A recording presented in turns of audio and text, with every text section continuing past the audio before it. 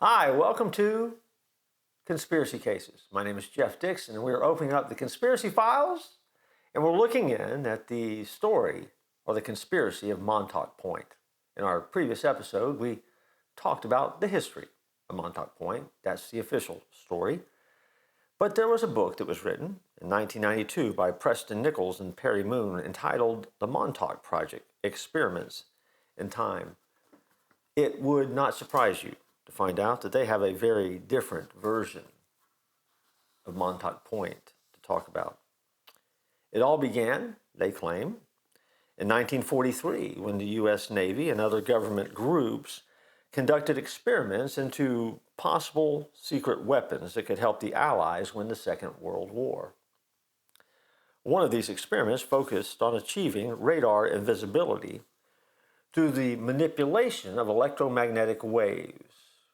Now, in reality, that was and is the forerunner of today's stealth technology that's used in military and other applications.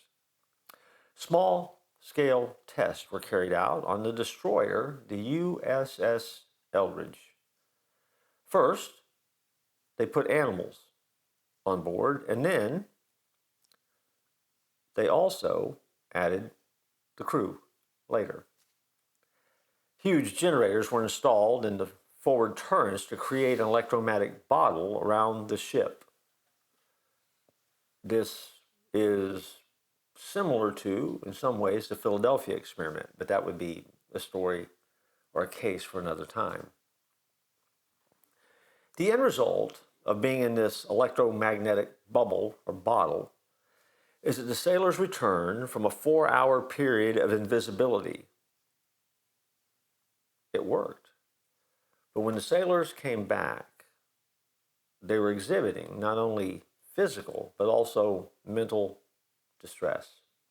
One group of scientists became interested in the effects that had taken place mentally, noting that the human mind, once in the hyperspace that was created by the electromagnetic field, no longer had a frame of reference in the real world, and as a result, the mind could be easily manipulated and ultimately broken. The group, allegedly affiliated to MIT, took its findings to Congress with the hope of seeking further funding. But it was rejected, as you might imagine, because anybody with a lick of common sense would always reject funding to do research on how to break a human mind.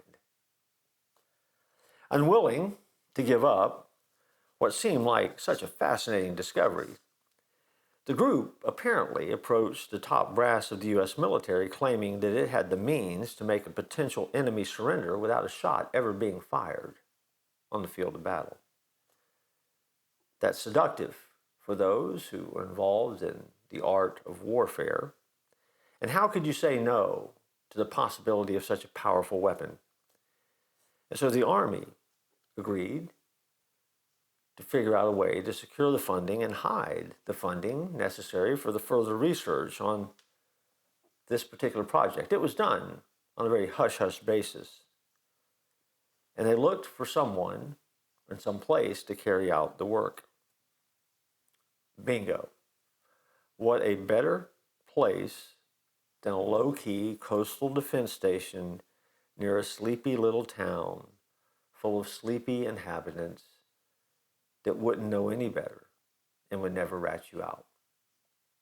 You see where this is going, right? This quasi-unethical type of research was now being moved to Montauk Point. And, of course, things would go horribly wrong. But for today, that's as far as we'll go. Join us next time as we continue our look into the conspiracy cases and the conspiracy of Montauk